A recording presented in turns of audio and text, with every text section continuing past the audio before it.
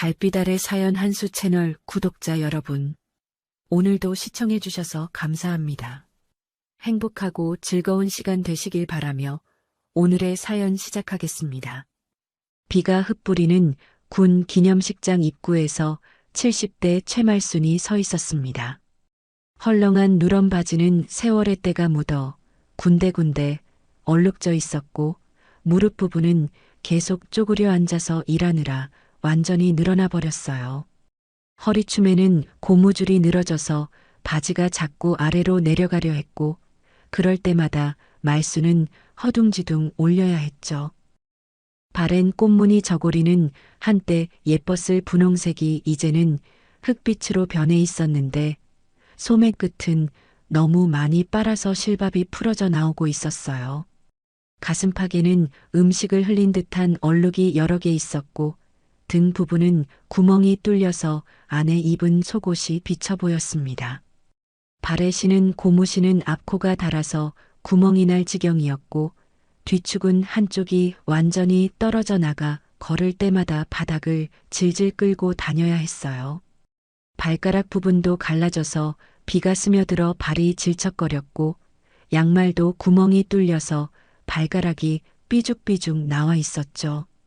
머리는 산발처럼 흩어져 있었는데 아침 일찍 밭일을 하고 급하게 나서느라 제대로 빗질할 시간도 없었던 것 같았어요. 하얀 머리카락 사이사이에는 들풀 씨앗이 붙어 있었고 목 뒤로는 흙이 묻어 있었으며 귀 뒤에는 풀잎 조각이 끼어 있었습니다. 손에는 낡아 찢어진 봉투 하나를 꼭 쥐고 있었어요. 봉투는 원래 쌀포대였던 것 같은데 가장자리는 너덜너덜해져서 금방이라도 찢어질 것 같았고 비에 젖어서 더우도 초라해 보였죠. 손톱 밑에는 검은 흙이 끼어 있었고 손등은 거칠고 주름져서 나무 껍질 같았어요. 손목에는 낡은 고무줄로 만든 팔찌가 끼어 있었는데 그것도 여기저기 끊어져서 실로 묶어놓은 상태였습니다. 빗방울이 그녀의 어깨를 적시고 있었지만 말수는 꿈쩍하지 않았어요. 오늘만은 꼭 참석해야 한다는 생각뿐이었거든요. 그녀의 굽은 등과 주름진 얼굴에는 평생 고생한 흔적이 역력했고 왼쪽 다리를 약간 절뚝거리는 것으로 봐서는 관절염이 심한 것 같았어요. 입술은 바싹 말라서 갈라져 있었고 볼은 움푹 들어가서 영양실조기가 역력했습니다. 눈가에는 깊은 주름이 파여 있었지만 그 속에서 반짝이는 눈빛만은 또렷했어요. 행사장 입구를 지키던 의전병 둘이 말순을 보더니 서로 눈짓을 주고받았습니다. 2등병 박현수가 1등병 김영호의 귀에 대고 소곤거렸어요. 저런 몰골이 무슨 귀빈이에요? 거지 할머니 같은데 노인정 행사도 아니고 말이죠. 완전히 꼴사나워요. 우리가 뭔가 실수한 건 아닐까요? 김영호가 고개를 저으며 대답했습니다. 정말 이상하네요. 어떻게 저런 분이 여기까지 왔을까요? 경비에서 막았어야 하는 거 아닌가요? 냄새도 날 것 같고 완전 민망해요. 아무래도 잘못 들어온 것 같은데요. 빨리 내보내야겠어요. 사진이라도 찍히면 우리가 욕먹어요. 상관들이 뭐라고 할지. 정말 민망하네요. 저런 분이 여기 있으면 다른 귀빈들이 뭐라고 할까요? 특히 외국 손님들 오는데. 옷차림 좀 보세요. 저건 완전 걸레잖아요. 냄새까지 나면 어떡하죠? 그들의 시선은 노골적으로 불쾌감을 드러내고 있었어요. 마치 장소에 어울리지 않는 이물질을 보는 듯한 표정이었죠. 코를 찌푸리고 고개를 설레설레 젓는 모습이 역력했고 한 명은 아예 고개를 돌려버렸어요. 주변에 있던 다른 직원들도 하나둘 모여들어 수군거리기 시작했습니다. 말수는 그런 시선들을 느끼며 더욱 몸을 움츠렸어요. 평생 시골에서 살아온 그녀에게 이런 시선은 낯설고 아팠거든요. 가슴이 답답해지고 숨이 가빠왔으며 어깨가 자꾸 떨렸습니다. 그때 장미라 대령이 씩씩거리며 다가왔습니다. 반듯한 군복에 번쩍이는 계급장, 완벽하게 빗어넘긴 머리까지, 구두도 반짝반짝 윤이 나고 손톱도 깔끔하게 다듬어져 있었어요. 얼굴에는 화장도 완벽하게 되어 있었고, 목에는 진주 목걸이까지 걸고 있었죠. 귀에는 다이아몬드 귀걸이가 반짝였고, 손목에는 비싼 시계를 차고 있었어요. 말순과는 천지 차이의 모습이었습니다. 장미라는 말순을 위아래로 훑어보더니 역겨운 표정을 지으며 냉소를 띤 목소리로 말했어요. 시골 촌년 주제에 감히 귀빈석이라고요? 이게 바로 나라 행사를 농락하는 겁니다. 자리를 더럽히기 전에 일반석으로 보내세요. 아니, 일반석도 아까워요. 아예 나가시는 게 좋겠어요. 이런 분이 여기 계시면 안 됩니다. 주변에 모여든 사람들이 킥킥대며 웃기 시작했어요. 양복을 차려입은 중년 남성 김 부장이 코를 킁킁거리며 혀를 찼습니다. 냄새날 것 같아요. 비 오는 날 흙 묻히고 온 거 아닌가요? 농사일 하다가 온 것 같은데 손도 안 씻고 왔네요. 정말 비상식적이에요. 한 여성 공무원이 손으로 코를 막으며 고개를 저었어요. 정말 창피하네요. 저런 분이 어떻게 여기까지 왔을까요? 보안 검색은 제대로 한 건가요? 혹시 정신이 이상한 분 아닌가요? 치매 걸린 것 같기도 하고. 스폰서 기업 임원인 박상무가 인상을 찌푸리며 말했습니다. 가난한 티가 역력하네요. 옷차림 좀 보세요. 저건 거의 걸레 수준인데요. 쓰레기통에서 주워온 것 같아요. 정말 보기 민망해요. 또 다른 여성이 고개를 설레설레 저었어요. 머리도 감지 않고 온 것 같고 손톱도 더럽고 정말 비위상해요. 같은 공간에 있기도 싫어요. 혹시 전염병이라도 있는 건 아닐까요? 저런 분이 여기 있으면 우리 품격이 떨어져요. 빨리 내보내야 해요. 외국 기자들도 올 텐데. 수군거림이 점점 커지자 말순의 어깨가 더욱 움츠러들었어요. 주름진 손으로 봉투를 더욱 꼭 쥐며 낮게 중얼거렸습니다. 귀빈이라고 해서 온 것뿐인데 잘못 온 건가? 왜 이렇게 말하는지, 무슨 잘못을 했다고. 목소리는 작았지만 떨림이 섞여 있었어요. 그녀의 눈에는 당황함과 상처가 동시에 스쳤죠. 50년 넘게 살아오면서도 이렇게 많은 사람들 앞에서 모욕을 당해본 적이 없었거든요. 평생 자신만의 방식대로 성실하게 살아왔는데 겉모습 하나로 이렇게 무시당하니 가슴이 미어졌어요. 눈가가 촉촉해지기 시작했고 목구멍이 막힌 것처럼 답답했습니다. 다리에 힘이 빠져서 휘청거릴 뻔했어요. 장미라 대령은 팔짱을 끼고 더욱 거만한 표정을 지었어요. 그녀 뒤로 몇 명의 장교들이 동조하며 고개를 끄덕였죠. 마치 이미 정해진 결론인 양말이에요. 봐요, 저분이 앉으면 우리 군의 품격이 어떻게 될까요? 기념식은 국가 위신이 달린 행사라고요. 스폰서들과 고위직 분들이 참석하는데 저런 차림으로는 국격을 떨어뜨리는 거예요. 외국 손님들도 오는데 어떻게 해요? 우리나라가 후진국으로 보일 텐데요. 말수는 떨리는 손으로 봉투 안의 초청장을 만져보았어요. 분명히 귀빈석 초청이라고 적혀 있는데 왜 이렇게 취급받아야 하는지 이해할 수 없었어요. 그저 초청받은 대로 정중하게 참석한 것뿐인데 말이죠.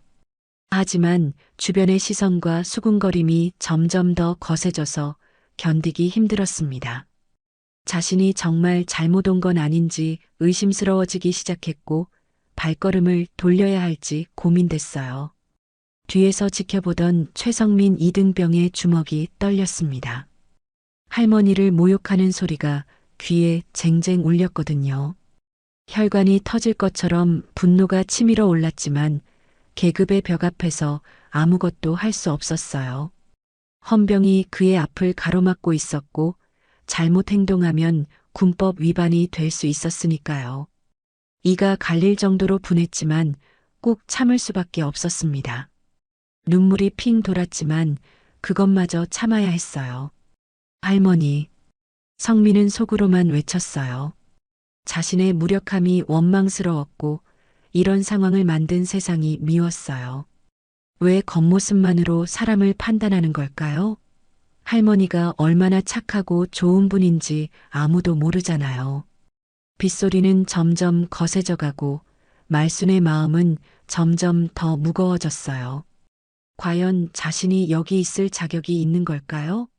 이런 의문이 머릿속을 맴돌았고 발걸음을 돌려야 하나 하는 생각도 들었습니다. 하지만 초청장을 받고 온 것인데 정말 혼란스러웠어요. 말수는 마침내 용기를 내어 떨리는 손으로 봉투를 내밀었습니다. 봉투 안에서 구겨진 종이 한 장을 꺼내는데 그것은 분명히 군 기념식 초청장이었어요. 하지만 이상했습니다. 초청장 윗부분에는 귀빈석 초청이라고 인쇄되어 있었는데 그 아래 이름 부분에는 검은 볼펜으로 굵직한 줄이 그어져 있었거든요. 마치 누군가 급하게 지운 것처럼 말이에요. 글씨가 완전히 지워져서 원래 이름이 무엇이었는지 알 수 없을 정도였습니다. 장미라 대령이 초청장을 빼앗듯 받아들고는 코웃음을 쳤어요. 그녀는 초청장을 높이 들어 올려서 주변 사람들이 모두 볼 수 있게 했습니다. 봐요, 여러분. 스스로도 지워졌잖아요. 이름이 완전히 지워져 있어요. 이게 무슨 정식 초청장이라고요? 주변 사람들이 웅성거리기 시작했어요. 한 공무원이 고개를 끄덕이며 말했습니다. 정말 이상하네요. 이름이 지워진 초청장이라니 이런 걸로 어떻게 입장하려고 하세요? 장미라는 더욱 거드름을 피우며 계속했습니다. 할머니 같은 분이 앉으면 우리 군의 체면이 땅에 떨어집니다. 이건 국가 행사예요. 품격이라는 게 있어야 하는 거 아닌가요? 저런 차림으로는 절대 안 됩니다. 말순의 두 눈이 흔들렸어요. 그녀는 초청장을 다시 달라고 손을 내밀었지만 장미라는 초청장을 높이 들어 올려서 닿지 않게 했습니다. 마치 놀리는 것 같았어요. 이 초청장 정말 어디서 주워온 건 아니죠? 아니면 혹시 위조하신 건 아니고요? 곁눈질하는 사람들의 수군거림이 더욱 거세졌어요. 한 중년 여성이 혀를 차며 말했습니다. 촌스럽다 정말. 이름도 지워진 초청장 가지고 와서 귀빈 행세를 하려고 하네요. 창피해서 어떻게 해요. 저런 분 때문에 우리나라 이미지가 망가지는 거예요. 정말 뻔뻔하시네요. 상식이 있으면 스스로 물러나야 하는 거 아닌가요? 말수는 점점 위축되어 갔어요. 자신이 정말 잘못 온 건 아닌지, 누군가의 장난에 속은 건 아닌지 의심스러워지기 시작했습니다. 하지만 분명히 며칠 전에 누군가 집으로 와서 이 초청장을 주었거든요. 그때는 이름도 분명히 적혀 있었는데 뒤에서 지켜보던 최성민 이등병의 눈에 분노와 눈물이 동시에 고였어요. 할머니가 모욕당하는 모습을 보니 가슴이 찢어질 것 같았습니다. 그는 앞으로 나서려고 했지만 헌병이 즉시 가로막았어요. 조용히 해. 규정 위반이야. 내가 나서면 더 큰 문제가 될 수 있어. 헌병의 말에 성민은 주먹을 꽉 움켜쥐었지만 한 발짝도 나아갈 수 없었어요. 군대의 엄격한 계급제도 앞에서는 손자도 할머니를 지킬 수 없었습니다. 그저 지켜볼 수밖에 없다는 현실이 너무 원망스러웠어요. 장미라는 초청장을 흔들며 더욱 목소리를 높였습니다. 보세요. 이런 식으로 행사장에 무단 침입하는 분들 때문에 우리가 얼마나 고생하는지 아세요? 보안도 문제고 질서도 문제예요. 주변에 있던 스폰서 기업 관계자가 고개를 끄덕이며 거들었어요. 맞습니다. 우리가 후원금을 내고 참석하는 건데 이런 분들과 같은 자리에 앉아야 한다는 게 말이 되나요? 또 다른 사람이 목소리를 높였습니다. 이런 게 바로 행정착오 아닌가요? 애초에 이런 일이 생기지 않게 관리를 제대로 해야죠. 말수는 떨리는 목소리로 말했어요. 저, 저는 정말 초청받고 온 거예요. 며칠 전에 누군가 집으로 와서, 하지만 그녀의 말은 주변의 웅성거림에 묻혀버렸습니다. 아무도 그녀의 말에 귀 기울이지 않았어요. 오히려 더욱 의심스러운 눈초리로 바라볼 뿐이었죠. 장미라가 비웃으며 말했습니다. 그럼 누가 왔다는 거예요? 이름도 기억 안 나세요? 정말 이상하네요. 말수는 당황해서 대답하지 못했어요. 정말로 그날 온 사람의 이름을 정확히 기억하지 못했거든요. 나이가 들어서 기억력이 예전 같지 않았고 갑작스러운 일이라 당황해서 제대로 물어보지도 못했었어요. 그때 행사 진행 요원이 다가와서 말했습니다. 죄송합니다만 입장 시간이 다 되어 갑니다. 빨리 정리해 주세요. 장미라는 이 기회를 놓치지 않고 단호하게 말했어요. 자, 이제 결정하셔야 해요. 일반석으로 가시든지 아니면 집으로 돌아가시든지. 더 이상 시간을 끌 수는 없어요. 말순의 어깨가 더욱 떨어졌어요.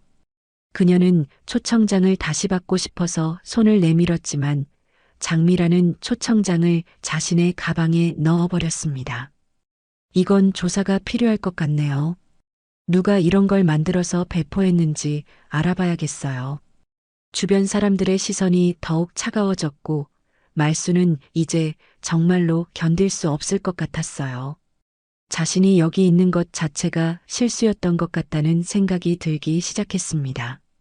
하지만 그녀의 마음 한구석에는 여전히 의문이 남아 있었어요. 분명히 누군가 와서 초청장을 주었는데 그게 모두 거짓말이었을까요? 최성민은 주먹을 쥔 채로 이를 악물었어요. 할머니의 초라한 모습과 주변 사람들의 냉대가 너무 견디기 힘들었습니다. 하지만 지금 당장은 아무것도 할 수 없다는 현실이 그를 더욱 괴롭혔어요. 행사가 지연되자 귀빈석 앞줄에 앉아있던 장성들이 하나둘 웅성거리기 시작했습니다. 그들은 모두 별을 단 고위 장성들이었는데 특이하게도 모두 형제였어요. 가장 연장자인 정대호 대장은 별 넷을 달고 있었고 그 옆으로 박재현 중장, 김태진 소장, 이석준 준장까지 총 13명의 형제가 나란히 앉아 있었습니다. 이들은 모두 가난한 농촌에서 태어나 군인이 되어 출세한 입지전적인 인물들이었죠. 정대호 대장이 뒤쪽에서 벌어지는 소동을 보더니 인상을 찌푸렸어요. 그는 부하에게 손짓을 해서 상황을 알아보라고 했습니다. 잠시 후 부하가 돌아와서 귓속말로 보고했어요. 대장님, 귀빈석에 앉으려는 노인 한 분이 계신데 초청장에 이름이 지워져 있다고 해서 문제가 되고 있습니다. 정대호는 고개를 끄덕이더니 일어났어요. 그의 움직임을 본 다른 형제들도 모두 자리에서 일어났습니다. 13명의 장성이 동시에 일어나자 주변이 순간 숙연해졌어요. 명단 확인을 요구합니다. 정대호의 목소리는 낮지만 위험이 있었어요. 행사 담당자가 급히 달려와서 전자명단을 가져왔습니다. 하지만 전자명단에는 해당 이름이 없었어요. 그러자 정대호가 다시 말했습니다. 종이 명단도 가져오세요. 종이 명단을 확인해 보니 거기에는 분명히 한 이름이 적혀 있었는데 검은 볼펜으로 굵게 줄이 그어져 있었어요. 글씨가 완전히 지워져서 원래 이름을 알아볼 수 없을 정도였습니다. 정대호의 눈이 날카로워졌어요. 누가 언제 지운 겁니까? 장미라 대령이 태연하게 앞으로 나서며 대답했습니다. 대장님, 그건 스폰서 자리로 교체한 겁니다. 늘 있어온 관례죠. 후원금을 많이 낸 기업체 임원들을 우선적으로 모시는 게 당연한 거 아닌가요? 장미라의 말에 몇몇 스폰서 관계자들이 고개를 끄덕였어요. 하지만 둘째인 박재현 중장이 날카롭게 반박했습니다. 관례로 사람을 지우진 않습니다. 특히 이미 발송된 초청장의 명단을 임의로 변경하는 것은 명백한 절차 위반이에요. 김태진 소장도 목소리를 더했습니다. 게다가 이런 중요한 변경 사항을 우리에게 보고하지 않은 것도 문제입니다. 누구 허가로 이런 일을 했습니까? 장미라는 당황하기 시작했지만 여전히 거만한 태도를 유지했어요. 그건 행사 효율성을 위해서 스폰서십이 중요하다고 판단해서 이석준 준장이 차분하지만 단호한 목소리로 물었습니다. 그럼 원래 이 자리에 앉을 예정이었던 분은 누구였습니까? 왜 그분의 이름을 지웠습니까?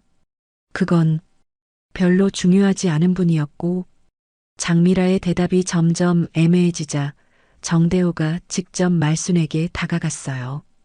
그는 말순 앞에 서서 정중하게 말했습니다. 할머니, 성함이 어떻게 되십니까?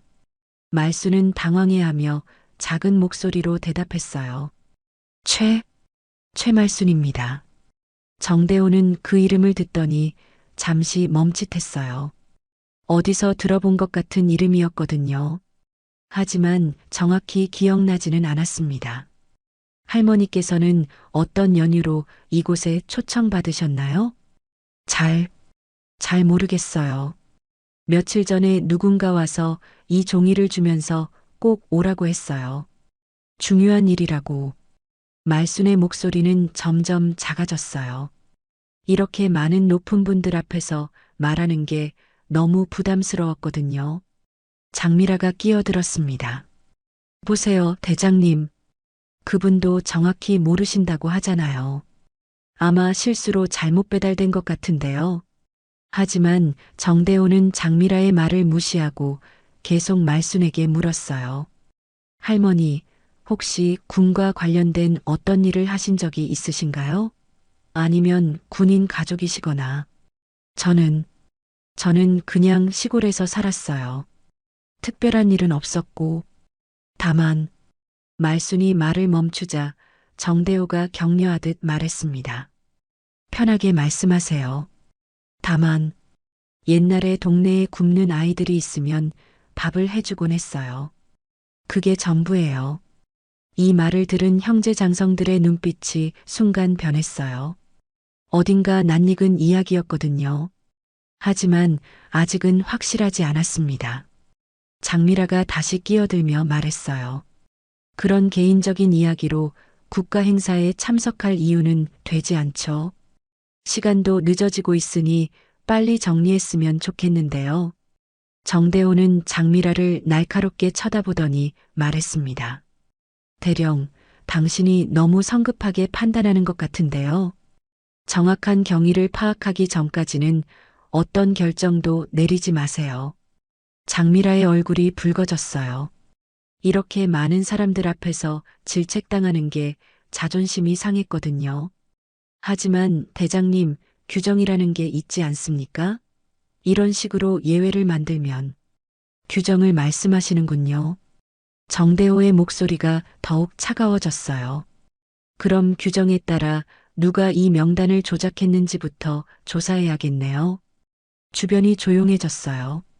장성들의 위압감이 점점 커지고 있었고 장미라는 점점 궁지에 몰리고 있었습니다.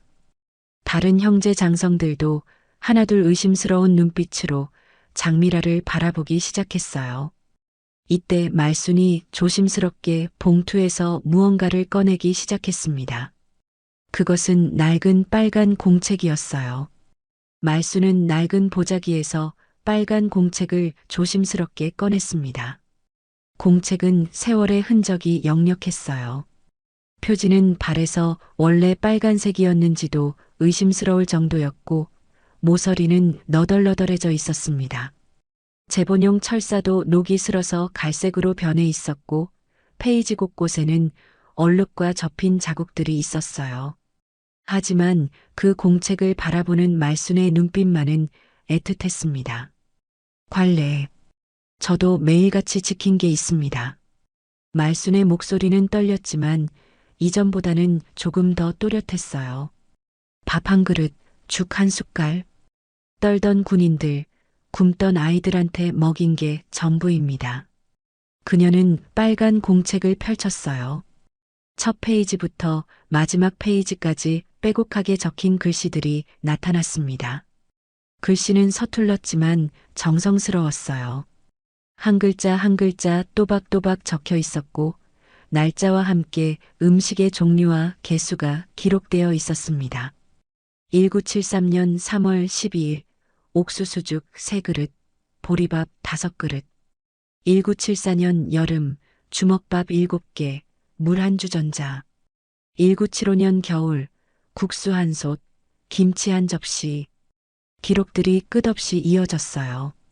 40여 년간의 기록이 그 작은 공책에 빼곡히 담겨 있었습니다. 어떤 날에는 간단한 메모도 적혀 있었어요.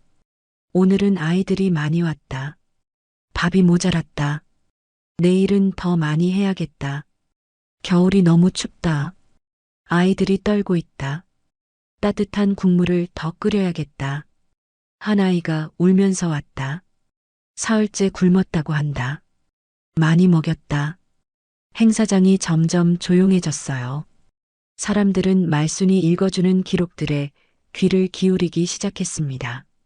장미라도 처음에는 비웃는 표정을 지었지만 점점 표정이 굳어갔어요. 말순이 계속 읽어갔습니다. 1982년 5월 군인 아이들이 왔다. 15명. 모두 말랐다. 국밥을 끓였다.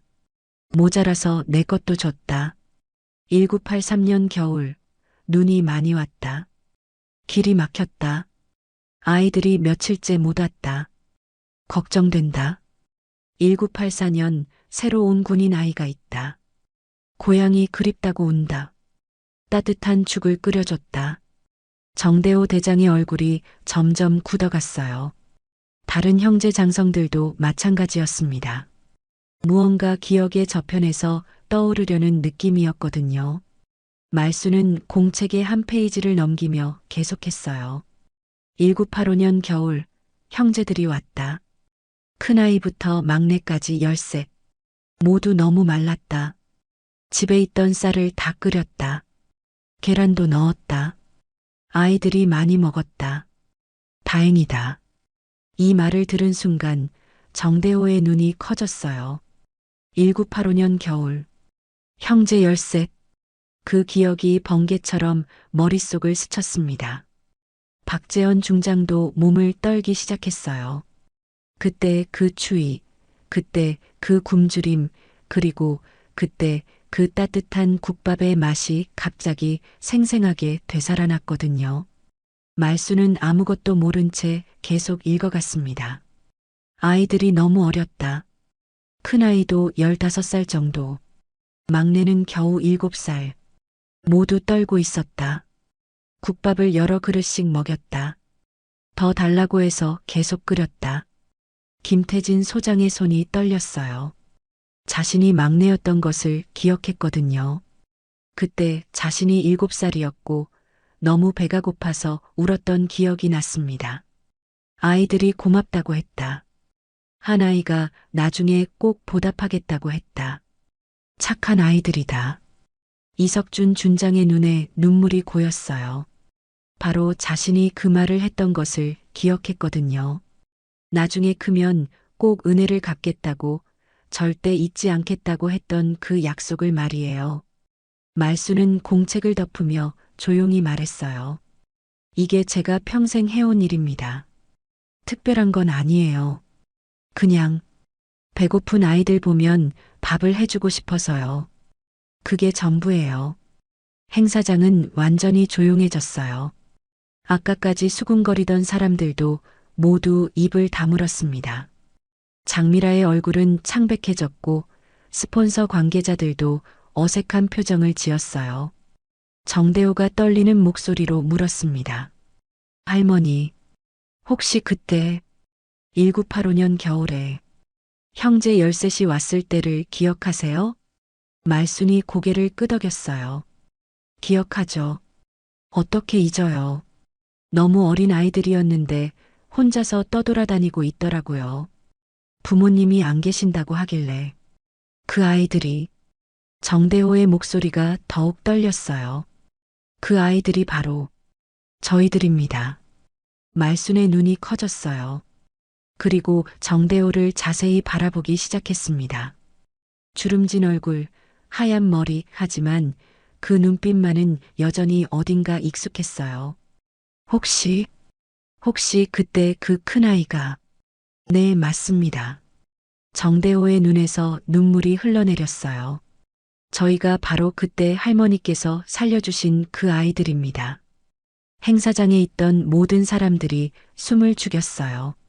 이런 극적인 재회를 목격하게 될 줄은 아무도 예상하지 못했거든요. 별 넷, 별 셋, 별 셋, 별 둘, 별 하나까지 총 13의 형제 장성들이 동시에 숨을 고른 순간이었습니다. 그들의 눈에 잊고 있던 기억이 번개처럼 스쳤어요. 가난했던 어린 시절, 부모를 잃고 떠돌던 그 춥고 배고픈 날들이 한순간에 되살아났습니다. 정대호 대장이 가장 먼저 기억을 되살렸어요. 1985년 겨울, 그 해는 유난히 추웠습니다. 부모님을 잃고 막내 동생까지 돌봐야 했던 15살의 그는 동생들과 함께 이 마을, 저 마을을 떠돌아다녔어요. 어떤 집에서는 쫓겨나고 어떤 곳에서는 욕을 먹기도 했죠. 하지만 그날 그 작은 국수집에서는 달랐습니다. 아이고, 얘들아. 어디서 왔니? 추워 죽겠구나. 따뜻한 목소리로 맞아준 그 여인의 얼굴이 선명하게 떠올랐어요. 바로 지금 앞에 서 있는 최말순이었습니다. 박재현 중장도 눈을 감으며 그날을 떠올렸어요. 자신은 둘째였는데 형을 도와서 동생들을 챙기느라 자신은 늘 굶었던 기억이 났습니다. 그날도 동생들에게 먹을 것을 양보하려고 했는데 그 아주머니가 자신의 그릇도 따로 챙겨주었던 것을 기억했어요. 너도 먹어야지. 형이라고 굶으면 되냐? 그때 그 말이 얼마나 따뜻했는지 지금도 가슴이 뜨거워졌습니다. 김태진 소장은 당시 7살이었던 막내였어요. 너무 어려서 상황을 정확히 이해하지 못했지만 그날 먹었던 국밥의 맛만은 평생 잊을 수 없었습니다. 계란이 들어간 따뜻한 국물, 그리고 그 국물을 떠서 입에 넣어주던 그 부드러운 손길까지도 말이에요. 많이 먹어라, 막내야. 더 줄까? 그때 그 목소리가 마치 엄마 같았어요. 자신에게는 엄마가 없었는데 그날만은 엄마가 있는 것 같았습니다. 이석준 준장은 중간쯤 되는 나이였는데 그날 자신이 말순에게 한 말을 정확히 기억했어요. 아주머니, 저희가 나중에 크면 꼭 보답할게요. 절대 잊지 않을게요. 그때 진심으로 한 약속이었는데 세월이 흐르면서 잊고 살았던 것이 너무 부끄러웠습니다. 13 형제 모두가 각자의 기억을 되살리고 있었어요. 어떤 형제는 그날 너무 아파서 열이 났는데 말순이 밤새 간병해 준 것을 기억했고 어떤 형제는 옷이 다 찢어져서 추웠는데 말순이 자신의 옷을 잘라서 기워준 것을 떠올렸습니다. 가장 어렸던 6째 이민호 준장은 그날 설사를 해서 계속 울었는데 말순이 따뜻한 죽을 끓여서 조금씩 먹여준 것을 기억했어요. 그리고 자신의 옷을 갈아입혀주고 따뜻한 곳에서 재워준 것까지도 말이에요. 그때 우리를 살려주신 분이. 정대호의 목소리가 떨렸어요. 다른 형제들도 하나둘 눈물을 글썽였습니다. 말순은 놀란 눈으로 그들을 바라보았어요. 그때 그 앙상하고 작았던 아이들이 이렇게 훌륭한 장성들이 되어 있다니 믿기지 않았습니다.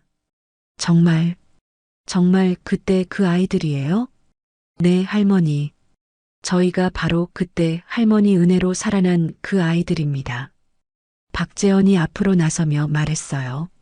할머니께서 그때 주신 그 따뜻한 밥 한 그릇이 저희 형제들의 생명을 구했습니다. 김태진도 목이 메인 목소리로 말했습니다. 그날 밤 할머니 집에서 자지 못했다면 저희는 얼어 죽었을 거예요. 특히 막내들은. 이석준이 무릎을 꿇으며 말했어요. 할머니, 그때 제가 한 약속 기억하세요? 나중에 꼭 보답하겠다고 했던 그 약속. 이제서야 지킬 수 있을 것 같습니다. 말순의 눈에서 눈물이 흘러내렸어요. 그때 그 작고 앙상했던 아이들이 이렇게 훌륭하게 자란 것이 너무 기뻤거든요. 아이고, 우리 아이들. 이렇게 훌륭하게 자랐구나. 주변에서 지켜보던 사람들도 모두 숙연해졌어요. 아까까지 말순을 무시하고 모욕했던 사람들은 부끄러워서 고개를 들 수 없었습니다. 장미라 대령의 얼굴은 창백해졌어요. 자신이 얼마나 큰 실수를 했는지 깨달았거든요. 국가 유공자보다 더 소중한 분을 모욕한 것이었습니다. 13 형제들은 서로를 바라보며 눈물을 흘렸어요. 그들이 오늘날 이 자리에 있을 수 있는 것은 모두 그날 말순이 베풀어준 따뜻한 사랑 덕분이었거든요. 만약 그날 말순을 만나지 못했다면 그들은 추위와 굶주림 속에서 죽었을지도 모르는 일이었습니다. 할머니, 정대호가 떨리는 목소리로 말했습니다. 저희가 이렇게 될 수 있었던 건 모두 할머니 덕분입니다. 할머니께서 저희에게 주신 건 단순한 밥 한 그릇이 아니었어요. 살아갈 희망이었습니다. 막내 이석준 준장이 떨리는 목소리로 일어섰습니다. 그의 눈에는 어린 시절의 기억과 지금의 감격이 뒤섞여 있었어요. 별 하나를 단 계급장이 빛났지만 지금 그는 그저 은혜를 갚고 싶은 한 아이에 불과했습니다. 대장님, 우리 이 손길 잊으셨습니까? 이석준의 목소리에는 간절함이 묻어 있었어요. 눈물 흘리며 국밥을 받아 먹던 그 시절의 은혜를 어떻게 잊을 수 있겠습니까? 그의 말에 둘째 김태진 소장이 목소리를 더했습니다. 그는 당시 9살이었는데 형들보다 더 말랐었거든요. 저도 기억합니다. 서리빨 같은 겨울날 할머니께서 주신 죽 그릇 덕분에 살아남았던 거리요. 그때 할머니가 아니었다면 김태진의 목소리가 떨렸어요. 당시 자신은 폐렴에 걸려서 죽을 뻔했는데 말순이 며칠 동안 간병해 주었던 것을 기억했습니다.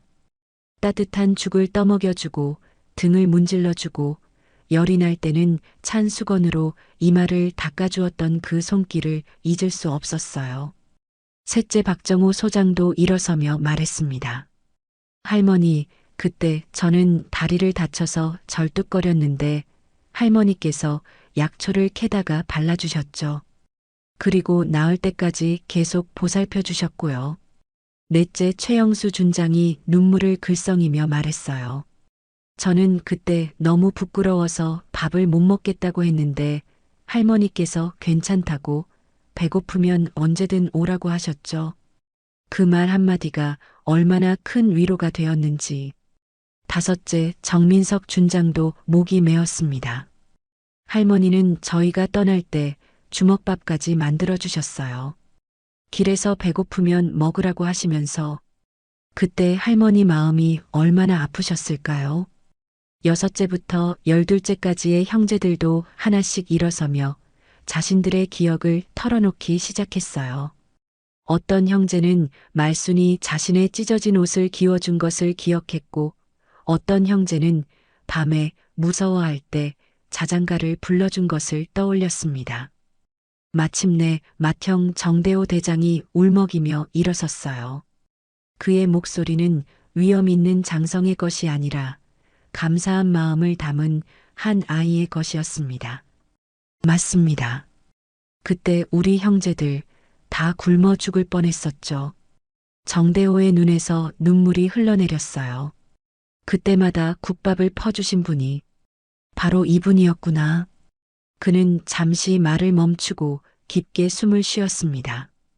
그때의 기억이 너무나 생생하게 되살아났거든요. 할머니, 그때 저희는 정말 절망적이었어요. 부모님을 잃고 갈 곳도 없고 먹을 것도 없고 그런데 할머니께서 저희를 받아주셨죠. 정대호가 계속 말했어요. 단순히 밥만 주신 게 아니었어요. 저희를 사람으로 대해주셨거든요. 다른 사람들은 저희를 거지라고 도둑이라고 몰아냈는데 할머니만은 우리 아이들이라고 불러주셨어요. 이 말에 다른 형제들도 모두 눈물을 흘렸어요. 그때 그 따뜻한 호칭이 얼마나 큰 힘이 되었는지 모두 기억했거든요. 13세 형제 모두가 자리에서 일어나 말순을 바라보았습니다. 그들의 계급장이 반짝였지만 지금 이 순간만큼은 그 모든 것이 무의미했어요. 그들은 그저 은혜를 갚고 싶은 아이들이었습니다. 말순은 그런 그들을 보며 눈물을 흘렸어요. 그때 그 작고 앙상했던 아이들이 이렇게 훌륭하게 자란 것이 너무 기뻤고 동시에 자랑스러웠습니다. 아이고, 우리 아이들 정말 잘 자랐구나. 말순의 목소리는 떨렸지만 따뜻했어요. 마치 어머니가 자식들을 보는 것 같은 눈빛이었습니다. 행사장에 있던 모든 사람들이 이 광경을 숨죽이며 지켜보았어요. 아까까지 말순을 무시하고 비웃었던 사람들은 부끄러움에 고개를 들 수 없었습니다. 특히 장미라 대령은 얼굴이 새파랗게 질렸어요. 정대호가 다른 형제들을 바라보며 말했습니다. 형제들, 우리가 오늘 여기서 이분을 다시 만난 건 우연이 아닙니다. 하늘이 우리에게 은혜를 갚을 기회를 주신 거예요. 다른 형제들이 모두 고개를 끄덕였어요. 그들의 눈에는 결의가 담겨 있었습니다. 박재원 중장이 앞으로 나서며 말했습니다. 할머니, 저희가 이렇게 될 수 있었던 건 모두 할머니 덕분입니다. 할머니께서 저희에게 주신 사랑이 오늘의 저희를 만들었어요. 김태진 소장도 눈물을 닦으며 말했어요. 그때 할머니께서 주신 건 단순한 음식이 아니었어요. 세상에 아직 따뜻함이 남아있다는 희망이었습니다. 이석준 준장이 마지막으로 말했습니다. 할머니, 그때 제가 한 약속, 나중에 꼭 보답하겠다는 그 약속을 이제 지킬 때가 온 것 같습니다. 13 형제의 눈빛이 하나로 모였어요. 그들은 서로 눈짓을 주고받더니 동시에 결정을 내렸습니다. 정대호가 귀빈석 중앙으로 천천히 걸어갔습니다. 그의 발걸음은 무거웠지만 확고했어요. 비에 젖은 말순의 손을 두 손으로 꼭 잡았습니다. 그 손은 여전히 거칠고 주름져 있었지만 정대호에게는 세상에서 가장 소중한 손이었어요. 귀빈석의 주인은 돈으로 산 스폰서가 아닙니다. 정대호의 목소리가 행사장 전체에 울려 퍼졌어요. 그의 목소리에는 흔들림이 없었습니다. 우리의 생명을 살려준 은인입니다. 그 은혜를 오늘에서야 갚습니다. 그 말과 함께 정대호가 말순 앞에 무릎을 꿇었어요. 별 넷을 단 대장이 한 노인 앞에 무릎을 꿇는 모습에 행사장이 술렁였습니다. 할머니, 용서하세요. 저희가 너무 오랫동안 잊고 살았습니다. 정대호가 말하자 박재원 중장이 그 옆에 무릎을 꿇었어요. 할머니, 그때 주신 사랑을 평생 갚지 못할 것 같습니다. 이어서 김태진 소장, 이석준 준장, 그리고 나머지 형제들이 차례로 말순 앞에 무릎을 꿇었습니다. 13세 장성들이 모두 무릎을 꿇고 거수 경례를 올리는 장면이었어요. 그들의 계급장이 반짝였지만 지금 이 순간만큼은 그 모든 것보다 감사하는 마음이 더 소중했습니다. 할머니께서 저희에게 주신 건 단순한 밥이 아니었습니다. 정대호가 계속 말했어요. 인간에 대한 사랑이었고 살아갈 이유였습니다. 그 사랑이 오늘의 저희를 만들었어요. 행사장은 숨죽인 정적에 휩싸였습니다. 그러다가 한 사람, 두 사람씩 박수를 치기 시작했어요. 처음에는 조심스럽던 박수가 점점 커져서 마침내 행사장 전체가 뜨거운 박수와 흐느낌으로 가득 찼습니다. 말순은 그런 그들을 보며 눈물을 흘렸어요. 그녀는 떨리는 손으로 정대호의 어깨를 어루만졌습니다. 일어나세요, 아이들아. 이렇게 큰 어른들이 왜 무릎을 꿇어요? 하지만 형제들은 일어나지 않았어요. 이석준이 눈물을 흘리며 말했습니다. 할머니, 저희가 받은 은혜를 생각하면 이 정도로는 부족합니다. 할머니께서 저희를 살려주지 않으셨다면 지금 이 모든 것이 존재하지 않았을 거예요. 그때 뒤에서 지켜보던 최성민 이등병이 더 이상 참지 못하고 달려왔어요. 헌병이 막으려 했지만 정대호가 손을 들어 제지했습니다. 할머니, 성민이 말순의 무릎에 안기며 울었어요. 할머니, 죄송합니다. 제가 부끄러워한 건 저였네요. 할머니가 얼마나 대단한 분인지도 모르고 성민의 목소리는 울음으로 떨렸어요. 자신이 할머니를 부끄러워했던 것이 너무 후회됐거든요. 말순이 손자의 머리를 쓰다듬으며 말했어요. 괜찮다, 성민아. 할머니가 초라해 보였을 거야. 하지만 중요한 건 겉모습이 아니란다. 박재원이 일어서며 장미라 대령을 바라보았어요. 장미라는 얼굴이 새파랗게 질린 채로 서 있었습니다. 대령, 당신이 방금 모욕한 분이 누구신지 이제 아시겠습니까? 장미라는 대답하지 못했어요. 자신이 얼마나 큰 실수를 했는지 깨달았거든요. 김태진이 주변 사람들을 바라보며 말했습니다. 여러분, 진정한 귀빈이 누구인지 이제 아시겠습니까? 돈이나 지위가 아니라 남을 위해 베푼 사랑이 그 사람의 진정한 가치입니다. 스폰서 관계자들도 부끄러워하며 고개를 숙였어요. 자신들이 돈으로 자리를 샀다는 것이 갑자기 너무 초라해 보였거든요. 정대호가 일어서서 행사 관계자들에게 말했습니다. 지금 즉시 귀빈석 중앙에 할머니를 모셔라. 그리고 오늘 행사의 주빈은 할머니입니다. 하지만 대장님, 절차상. 절차? 정대호의 목소리가 날카로워졌어요. 그럼 먼저 누가 명단을 조작했는지부터 조사하겠습니다. 이건 명백한 행정범죄입니다. 행사 관계자들이 당황하며 서로를 바라보았어요. 장미라는 더욱 창백해졌습니다. 이석준이 말순의 팔을 조심스럽게 부축했어요. 할머니, 이제 제자리로 가시죠. 할머니가 앉으셔야 할 자리로 말입니다. 13 형제들이 말순을 에워싸며 귀빈석 중앙으로 안내했어요. 그들의 모습은 마치 어머니를 모시는 아들들 같았습니다. 행사장의 모든 사람들이 일어서서 박수를 쳤어요. 아까까지 말순을 무시했던 사람들도 이제는 진심으로 박수를 치고 있었습니다. 말순이 귀빈석 중앙에 앉자 13 형제들이 그 주위를 둘러싸고 앉았어요. 그들의 얼굴에는 만족스러운 미소가 떠올랐습니다. 마침내 오랫동안 잊고 있던 은혜를 갚을 수 있게 된 것이었거든요. 장례는 감동과 뜨거운 박수로 가득했어요. 이 모든 것을 지켜본 사람들은 진정한 귀빈이 누구인지, 진정한 가치가 무엇인지 깨달았습니다. 행사가 끝난 며칠 후 군은 즉시 규정을 대폭 수정했습니다. 정대호 대장의 강력한 건의로 자리 판매를 완전히 금지하고 장병 가족 예우를 대폭 강화하는 조치가 내려진 것이었어요.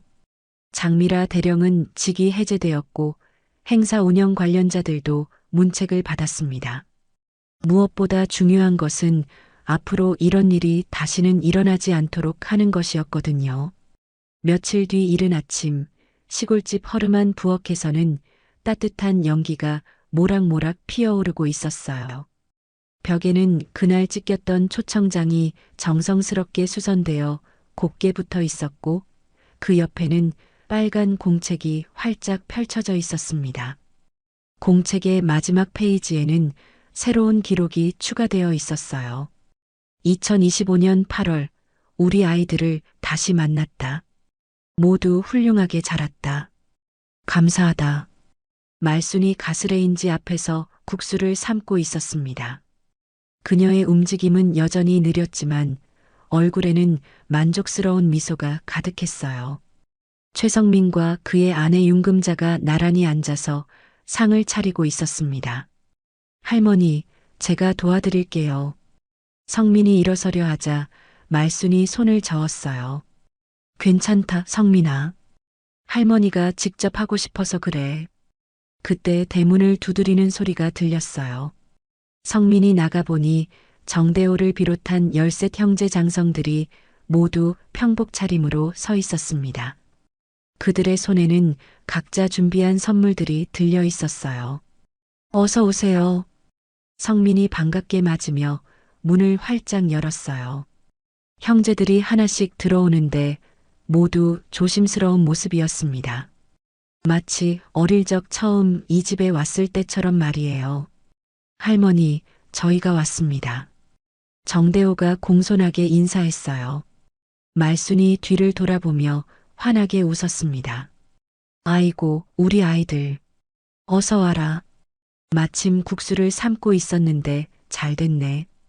형제들이 하나씩 방에 들어와 앉았어요. 좁은 방에 13명이 앉으니 비좁았지만 그 누구도 불편해하지 않았습니다. 오히려 옛날 그 시절의 따뜻함이 되살아나는 것 같았어요. 말순이 정성스럽게 끓인 국수를 한 그릇씩 나누어 주었어요. 김치와 함께 담백한 국수였지만 형제들에게는 세상에서 가장 맛있는 음식이었습니다. 박재원이 국수를 한 젓가락 먹더니 눈물을 글썽였어요. 할머니, 이 맛. 정말 그때 그 맛 그대로네요. 김태진도 고개를 끄덕이며 말했습니다. 네, 정말 그래요. 어떻게 이렇게 똑같을 수가 있어요? 말순이 웃으며 대답했어요. 그야 같은 마음으로 끓였으니까 그렇지. 우리 아이들 생각하면서 끓인 국수니까. 이석준이 국수 그릇을 들고 말했습니다. 할머니, 저희가 지금까지 수많은 좋은 음식을 먹어봤지만 할머니가 해주신 음식만큼 맛있는 건 없었어요. 그건 배가 고팠기 때문이야. 말순이 겸손하게 말하자 정대호가 고개를 저었어요. 아닙니다, 할머니. 사랑이 들어간 음식이라서 그래요. 할머니의 마음이 들어간 음식이니까요. 형제들이 국수를 먹으며 하나씩 자신들의 근황을 이야기했어요. 누구는 어떤 부대에서 근무하고 있고 누구는 어떤 일을 담당하고 있다는 이야기들이었습니다. 하지만 그 무엇보다 중요한 것은 지금 이 순간 함께 있다는 것이었어요. 최성민도 옆에서 함께 국수를 먹으며 말했습니다. 할머니, 제가 그동안 할머니를 부끄러워했던 거 정말 죄송해요. 말순이 손자의 머리를 쓰다듬으며 말했어요. 괜찮다, 성민아. 사람은 겉모습이 중요한 게 아니라는 걸 이제 알았지? 윤금자도 눈물을 흘리며 말했습니다. 할머니, 제가 할머니를 제대로 몰라봤어요. 앞으로는 할머니를 정말 잘 모실게요. 이때 이석준이 조심스럽게 말했어요. 할머니, 저희가 할머니께 뭔가 해드릴 수 있는 일은 없을까요? 집도 고쳐드리고 생활도 편하게 해드리고 싶은데요. 하지만 말순이 고개를 저었습니다. 아니야, 아이들아. 할머니는 지금이 좋아. 이렇게 가끔 와서 밥 먹고 이야기하고 그거면 충분해. 정대호가 말했어요. 그럼 저희가 자주 와도 될까요? 할머니 음식이 그리울 때마다요? 당연하지. 언제든 와라. 할머니가 맛있는 거 해줄게. 말순의 얼굴에 환한 미소가 떠올랐어요. 형제들이 밥을 다 먹고 나서도 쉽게 일어나지 못했어요. 이 따뜻한 순간이 계속되었으면 했거든요. 박재원이 마지막으로 말했습니다. 할머니, 그때 할머니께서 주신 한 그릇이 저희를 살렸습니다. 정말 감사합니다. 말순이 그들을 바라보며 주름진 얼굴로 미소를 지었어요. 사람은 밥으로 사는 게 아니요. 마음으로 사는 게지. 그 말과 함께 따뜻한 오후 햇살이 창문을 통해 들어와 그들 모두를 감쌌습니다. 진정한 사랑과 감사가 무엇인지 보여주는 아름다운 순간이었어요.